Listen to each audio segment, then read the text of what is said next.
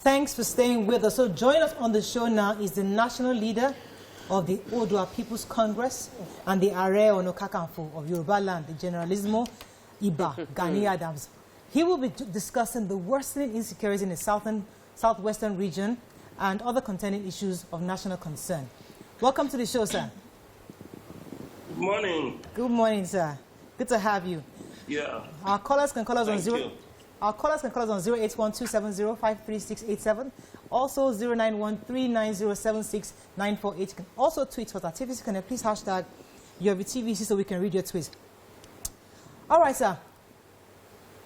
Iba Gani Adams. Yeah. So this is what we know concerning insecurity. What we know recently is that the OPC had captured Iskilu Wakili, arrested him, handed him over to the security operatives. The three men have since been released. But in your view, there have been quite a number of people saying that Wakili looked frail. That is it possible he's the right guy? Is it this Wakili that has been actually terrorizing the community? People are concerned that was this man that looked frail and some even saying he was blind. Was he the right person? Could you help us verify this misconception around? It is Wakili that's involved in a lot of nefarious activities in the entire Ibarakwa community for the past six years. And let me tell you authoritatively, Wakili is not blind. And Wakili used his 2 foot to walk into the vehicle when he was arrested. He was even running away before he was apprehended. And he walked through the vehicle with his 2 legs, and he sat with the people that arrested him. Although one of the suspects said that he went to Benin Republic to go and examine his eyes 3 days before the arrest. But I'm telling you authoritatively that Wakili was behind all the criminal activities, kidnapping, maiming, and killing, and wanton destruction of property and farm of the Yoruba people in the Ibarakwa areas. It was so clear from the beginning when he was arrested that the security agencies are trying to exonerate him from that crime. When he was given to the security agency in divisional police station in Igora, they said they should take him to the hospital for a treatment. When he got to Ibadan, he was taken to hospital. On that regard, you know the kind of government we are running in this country. The police said that it's not the Wakili that we arrested. But when there was a lot of proof, they have to succumb to the statements of the Oba of Ayete. Right. The Oba of Ayete said this is the real Wakili that have been terrorizing us for the past 6 years. And a lot of stakeholders, the community organization issued a statement that this is the real Wakili. Okay. Wakili we have been looking for. Okay. And moreover, Wakili are 2 people. He has a son who also involved in these criminal activities. But the real Wakili that coordinated all the criminal activities, that they even used his influence from the power that be to share those who involved in this criminal activity, is the Wakili that was arrested last Sunday. Right. Okay. Go ahead. All right, sir. I expected the police to have, jumped on and celebrated you for, aiding the capture of Wakili. But somehow that wasn't what happened. Now, I know that, the issues of insecurity, a lot of people have said that somehow it seems like our security officials, that's the police, are compromised with what happened after Wakili was released to the hands of the police and the arrest of 3 of your men. What do you think about the situation? What exactly is happening in Nigeria? Why we can't solve the problem of insecurity?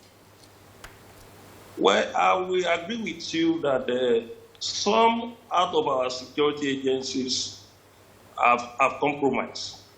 And sometimes you won't blame the security agencies. The power that be give them a lot of pressure. The Commissioner of Police in Oyo State want to do a very good job. And I can imagine the kind of pressure that comes to his desk when we hand over Wakili to him. Because from the statement of a monarch in Ibarakwa, before Wakili was apprehended, there was a personality in the villa that called him that nothing should happen to Wakili. They call him directly. So I won't mention that name now. But notwithstanding, when you realize what is happening in Nigeria from the angle of northeast, northwest, and north center, you ask yourself, do we have the security agencies in this country? You ask yourself, what is happening to Nigeria that when we send our military men for peace mission, they always perform very well. But when it got to a situation of internal security of our nation, they fail to do the right thing. So the Nigerian problem is highly compounded. It goes beyond the issue of security. And that was one of the reasons we are saying that let us overhaul this country. Let us overhaul it on the basis of constitution that was given to us. Let us restructure it so that you allow all the federating units to have their own security agencies. And the federal security will still remain, the police, SSS, Army, Navy, and the Air Force. By the time you allow a competitive within the security in Nigeria, definitely we'll get it right. Okay. But with one structure of policing, with our population, with our diversity, it will be extremely difficult for our security, for the Nigerian police to perform. Because in a country of population of 200 million, there is no way one structure of police can be highly effective. Let's compare with US with the population of about 300 million plus, about 320 million. The US security structures, they have nothing less than 10 different policing. Even some universities have their own policing. The train station have their own police. We have the FBI, we have the state police, we have the county police in US. And Britain, with population that is not even up to 80 million people. You have Scotland Yard, you have the Metropolitan Police, you have different type of police. And South Africa is a country that just got their independence in 1994. They have federal police, they have state police. But in Nigeria, because the way they manipulate federal police, they do not want the governor to have their own. Let me pause it for a second. And as a Nigerian, with the peculiarity of criminal situation in Nigeria, I believe that we should have federal, regional, state police, and local government police. Don't pay to even run this structure is not the problem of the federal. The federal have overshoot what they can solve, and that was the main reason we are having this problem. If we continue with this structure of police, there is no way we can have sincerity, and there is no way we can have a genuine way of apprehending criminals and prosecute them at the end of the day in this country.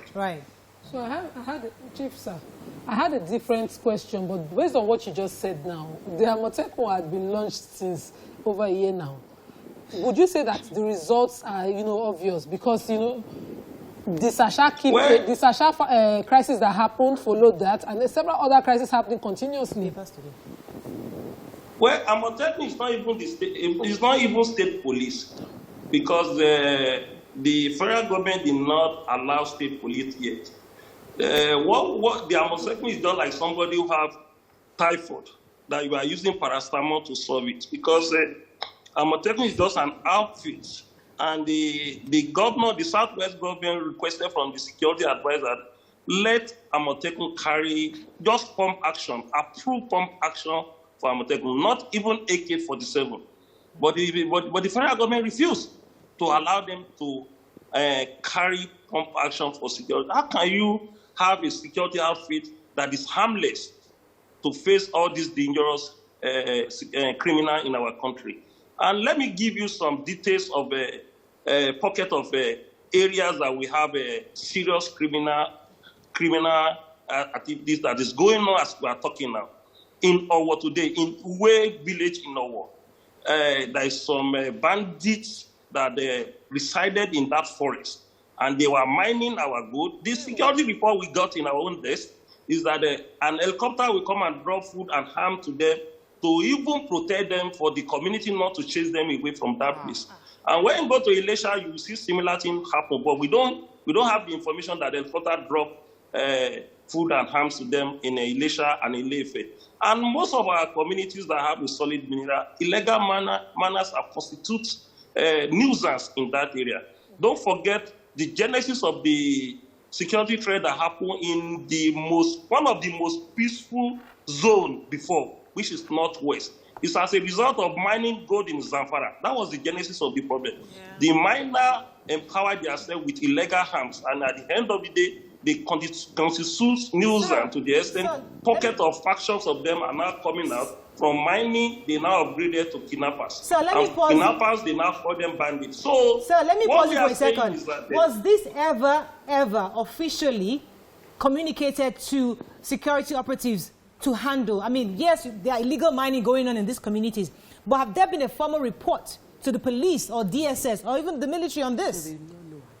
Well, I have written a lot of letters to the security agencies, and one of the information given to them, the black spots of kidnappers, criminal headers in our community was what led to the arrest of the suspect who killed the daughter of Chief Fasoloti. And I have issued a lot of statements of the destination of criminals in this country, and when you go to that place, you meet them there. Because I won't tell lies to our people, and I won't tell lies to Nigeria.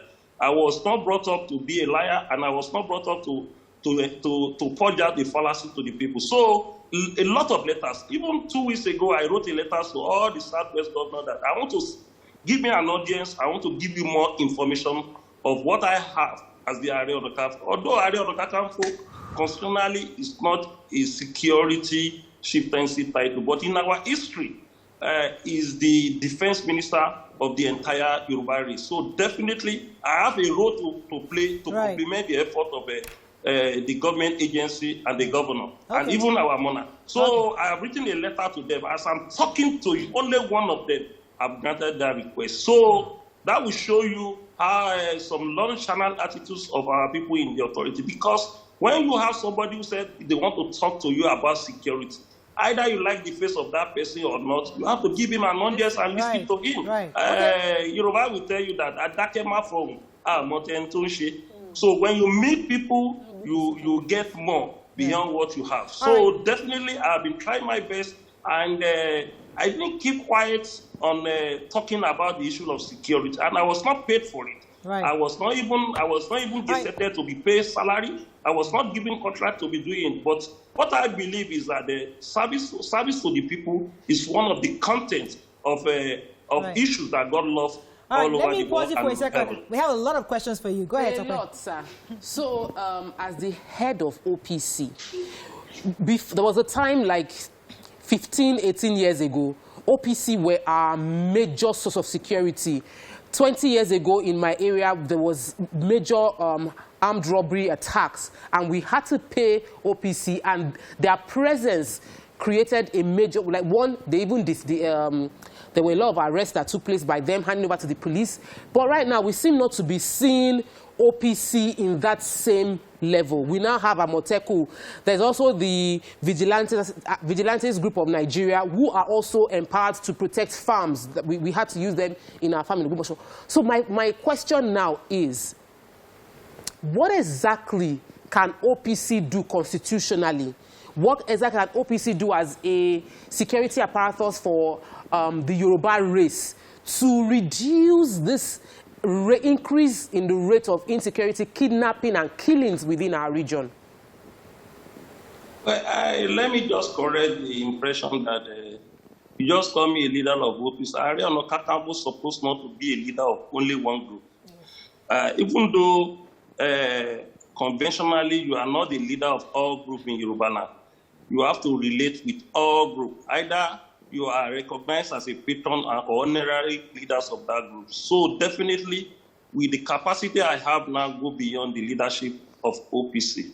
And the Yoruba leaders have given me an assignment to bring all the local security relevant groups together so that they can complement the effort of the many communities in Yorubaland and the government. We named that organization Southwest Security Stakeholder Group, and which we have written letters to all Council of Obas in the local government and the prominent paramount rulers in all states, that in our decision is that we are ready to work with you, coordinate all these groups together to back up the effort of the security agencies. And the question you asked that what can OPC do? OPC can do wonder. But the major impediment in our way is the sincerity behind the activities of our security agencies, because we realize that the major damage of the image of OPC in 2020 to 2025 was as a result to assist the communities about security. The police saw that we are doing their job for them, that the OPC is trying to outshine them in terms of security. So the descendant on us, if you go back to the memory lane, go and check the media, where the year that we lost out our image was between 1999 and 2005. Right. Because OPC was determined by then that we are ready to rid out the criminal from the Southwest. And we started that job very well until when police started arresting our members and parading them. The first charges is that you are in possession of illegal arms. And another, they will now call you a lawful organization, someone that is assisting them in the society. So we encountered a lot of problems in that regard. So in a situation like that, the National Coordinating Council of the group now decided that if the community did not call you, don't go after criminal. If the community did not engage you to involve in their security and take you to the DPO or area commander, don't involve in any activities. So we have to do that, although the decision was not an easy decision. But notwithstanding, image matters in anything you are doing. Yoruba will tell you, assuming we were going on the way we are going, I may not become Aare or Kakanfo now, because we have to be very, very careful. No matter how brave you are, you will believe in your image. If you don't have a good character, you can't be their leader. Even though they will even tell you a program that so we have to be very careful. Now, the situation have gone out of control. And there is a lot of people that always say, Kill Aare, what is Aare doing? Is Aare on Kakanfo? Some of them forgot that the power of the holding days that the Aare on Kakanfo have in the Oyo Empire, I did not have the power. We have a constituted authority. We have lost, the monarch have lost their authority in 1994 when we have the amalgamation, in 1914, sorry, when we have the amalgamation from the law regard. And they lost the authority again when we got the independence in 1960. So definitely, the governor are the chief security officer of their states. And even the local government is the chief security officer of the local government. Before you encroach to any security activities of that area, you must seek the blessing of the governor of the state, and you must seek the blessing of the local government, and you must have a very good relationship with the commissioner of police, area commander, and the DPO. And the monarch must support you. If you don't go through this process, if you do a very good job, you will end into trouble. And if not because of the Wakili issue are being public knowledge, people are being in trouble today. Because people know that Wakili has been declared wanted, even though it's not being declared wanted by the police. We know what Wakili and his cohort have done in Ibarapa. No single Fulani have been charged to court, have been arrested. Until when Wakili was arrested, the police in Oyo State want to twist the story and say it's not Wakili. When they realize that the community, people in the community say, this is the Wakili we are talking about. And all right, let me go on a quick break, sir.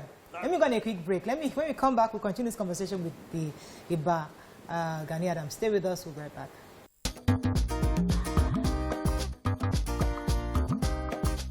Stay tuned. Your View will be right back. Thanks for staying with us. We still have Iba Gani Adams with us on the show.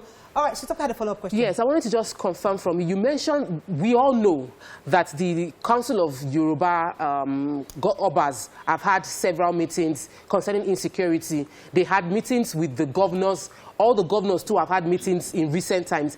Were you in any way invited to this meeting? Did they have any conversation with you? Have they acknowledged your letter? And who specifically is talking to you, sir? That was a very good question, my sister. I have never been invited to that meeting. And people started calling me that, why should they hold that kind of a meeting without calling Aare or Kakanfo? But they have their own reason for not doing that. And after any of the meeting, you now see another criminal activities descending on our people. You know, Yoruba is the race that anti-think back for long. We don't normally agree on destiny. Everybody has his own role. It will be very difficult for an Oba who sits in the throne to involve in security. Oba can just coordinate. The role of Oba is to administer the activities of his own community as Oba of a community, a custodian of tradition and culture. The role of Aare or Kakanfo traditionally is about security. It's about defense of Yorubaland. But it's always been funny to our governor that anytime they call meeting, they won't call Aare or Kakanfo. And I will sit down on my own. But I have a different way of operating. I have a structure of it that we can use to operate. And I have an influence to talk to the people and advise them on the issue of security. And they forgot that apart from intelligent report going to the governor, people trust me, they give me intelligent report of what is happening in Yoruba, even beyond Yorubaland. But when you don't call me, I won't divulge the information to you. So it is their own decision to say they want to involve Aare and Kakanfo. But we have been doing a lot after their meeting. We have been trying our best in our own level to complement anything they are doing. Right. Let me throw this in. So before Sunday Igboho came into the picture, Miyetti Allah was blowing hot and cold. I mean, they were not even blowing hot and cold. They were spitting a lot of negativity out there, saying a lot of things concerning how the herders have a right to have that open grazing in these various communities. Then Sunday Igboho came, and we all know what happened. Recently, Wakili was captured and handed over to security operatives. A few days after, Miyetti Allah from Ondo State, Nakure, said, please, we want peace. We are now willing to accept ranching instead of open grazing, and we don't want any issues with the herders, farmers. Do you think all that has happened in the Southwest in recent times have been fruitful, whether we are beginning to have a change in Miyetti Allah's utterances so far in recent times? Well, I think the statement of Ondo State Governor break unnecessary arrogance of Miyetti Allah. I must commend the effort of the governor of Ondo State, Governor Rotimi Akeredolu, because he was the first governor that said he doesn't want them in the reserve forests. So, and that statement triggered a lot of issues in the Southwest. And that statement led to a meeting of the entire Southwest governor with the Miyetti Allah. In that meeting, the letter resolved that the open grazing was banned. The governor insisted that open grazing was banned, that anybody wants to involve in cattle should be on in ranches. And that was how Miyetti Allah succumbed. I don't know what Miyetti Allah wants in Southwest, because when the governor was in the process of Amotekun, there was a lot of unwarranted statement, inflammatory statement from them against Amotekun. I will ask them, a question I will ask them. A tenant in the house is challenging landlord that the landlord should not secure his house in his own way.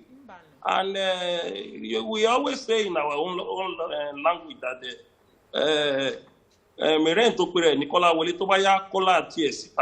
So the landlord of a house has the prerogative how he can secure the house and secure the tenant. We agree, sir. So when you are challenging us on the way we arrange our security at the tertiary, is amount or tantamount to arrogancy in any society. Okay.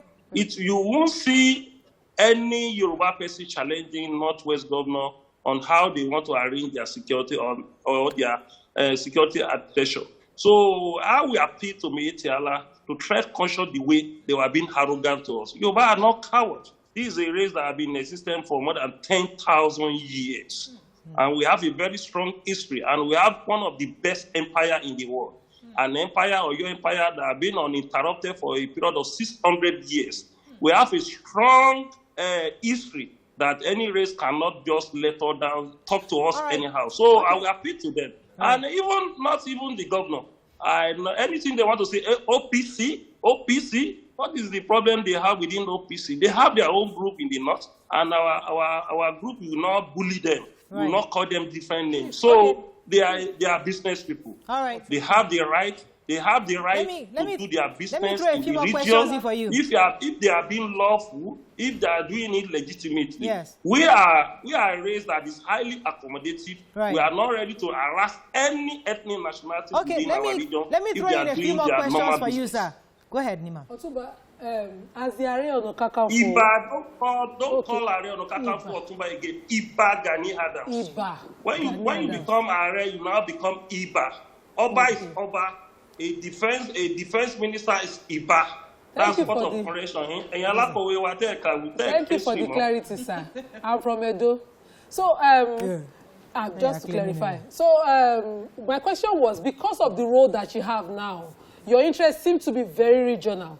And we, as a country, we are much more than, Nigeria has several other tribes as a country. Shouldn't the interest be to foster, because this waters down many issues. Tribalism waters down many issues that we have. Shouldn't your goal be to work with us, with other states, to have one Nigeria, as opposed to a regional interest? You said regional what?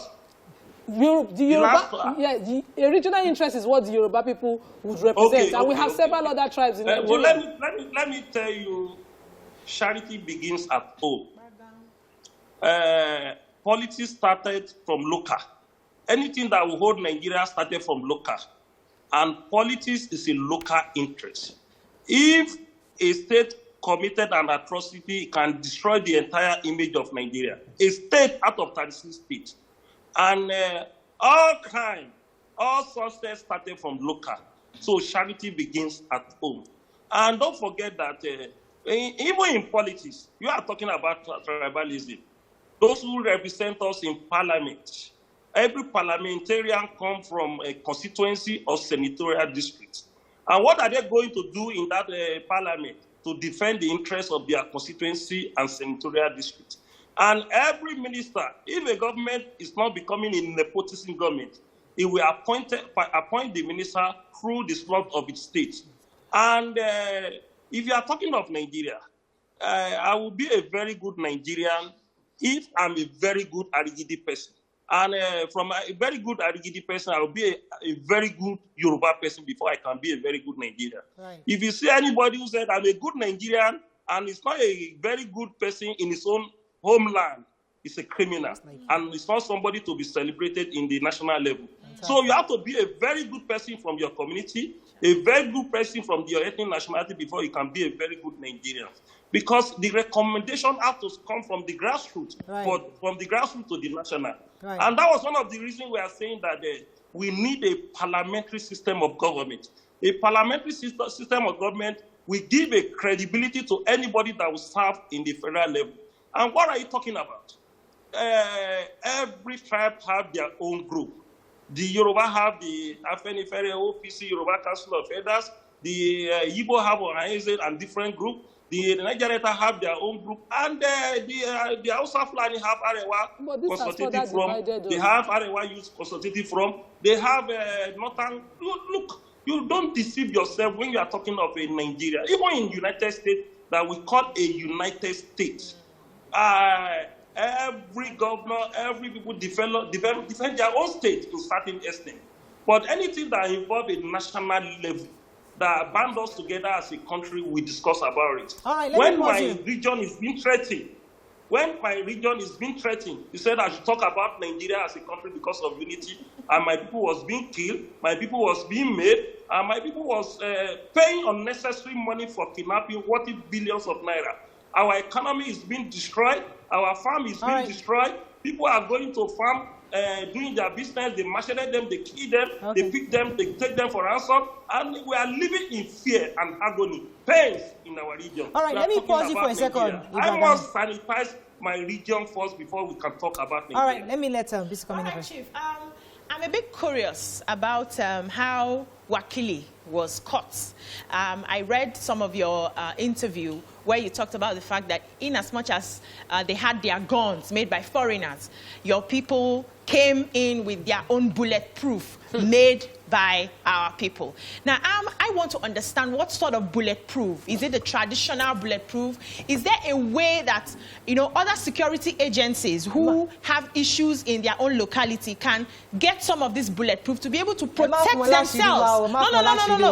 This is not Yorubaland. This is Africa. We need to start protecting ourselves. Is there any way that you can, you know, explain this sort of bulletproof so that people can protect themselves, the farmers can protect themselves, and all those people who their children are being abducted and everything? Iba Gani Adams.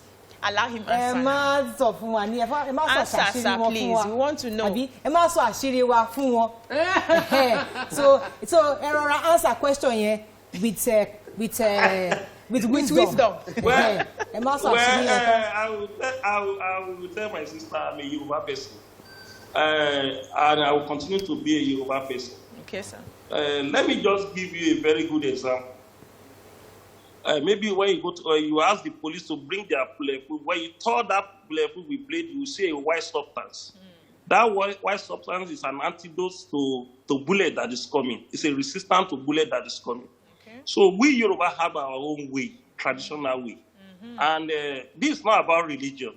There is difference between religion, culture, and tradition. Yes, sir. So each one of them help in their own way. Religion is how you want to get to the right heaven, how you want to be righteousness. And our culture is our way of life. Yes. Our tradition is the stool of our monarch, how we control our community, way and manner we govern our community. So talking of African defense, Yoruba defense, that's part and parcel of our system from immemorial. Even a good Yoruba security agency use their own to defend themselves in the job. So when you are talking of OPC, only 40 OPC went to that community. And that community, that they have population of about 800 people. Wow. If not because our own way of defense, they could have wasted that 40 people because they saw them coming at 4:15 a.m. and they aimed them with different guns. Wow. And when they realized the resistance of these 40 people coming, they have to escape with. I have never seen that kind of operation. They escape with the cow. They are Wakili, and the people in that village have more than 1,000 cows in that place. And the community Wakili reside, it was about 3 hours to Igagan. You can't get to that forest if you are not a brave person.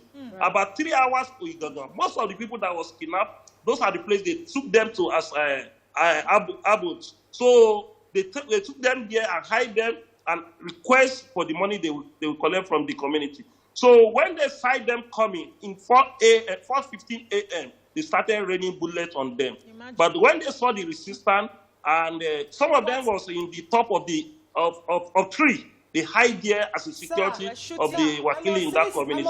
When they saw that there was a resistance, the people now use what they have in their hand against them. Say, why you are? They moved between the cow they were running, the cow, they used the cow to share themselves. And we have instructed them that they don't kill their cow. Yeah. Don't kill their cow. That's their business.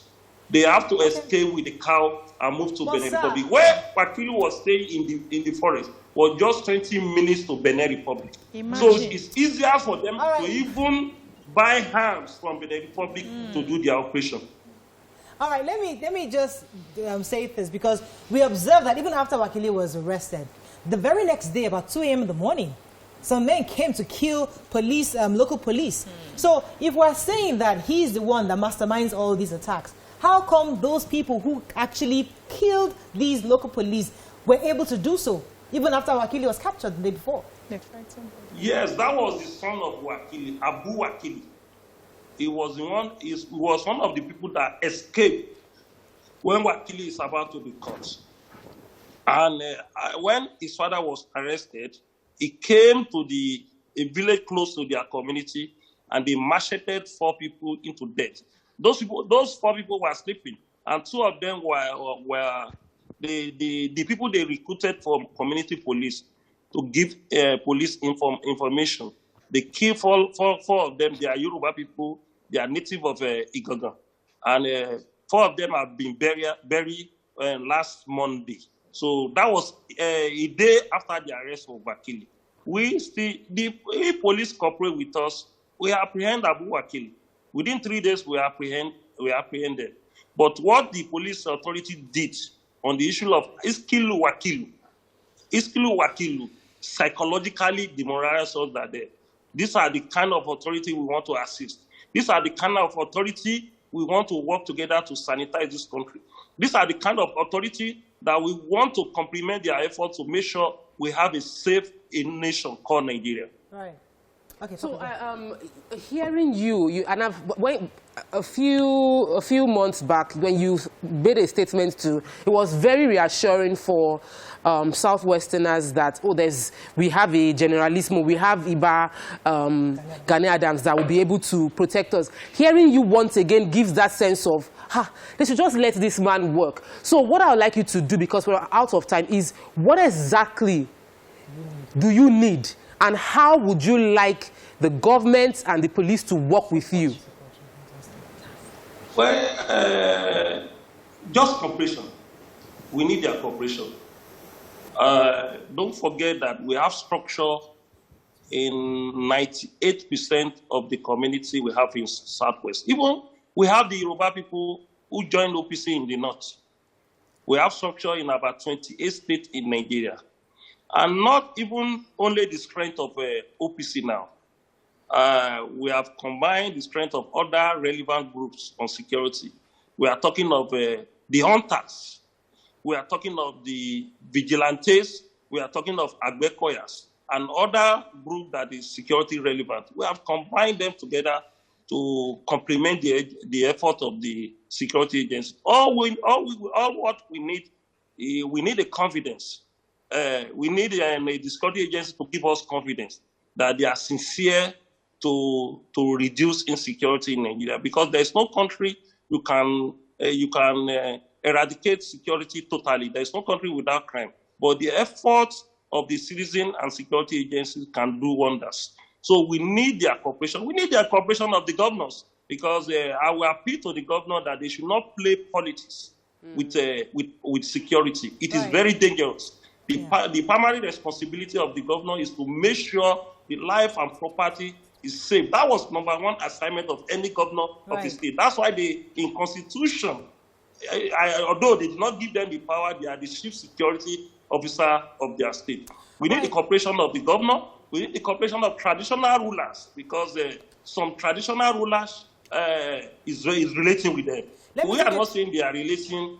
Well, they are relating with criminals. Some traditional rulers relate more on some Fulani, and some of the Fulani did not even divulge information to them about the criminal in their midst. And we are appealing to our northerners who are residing in Yorubaland that any criminal within them, they should make sure they pass the information to the security agencies, they pass the information to the monarch of the community, and they can pass the information to us. I still have some northerners that I relate with. All right, I'm not a person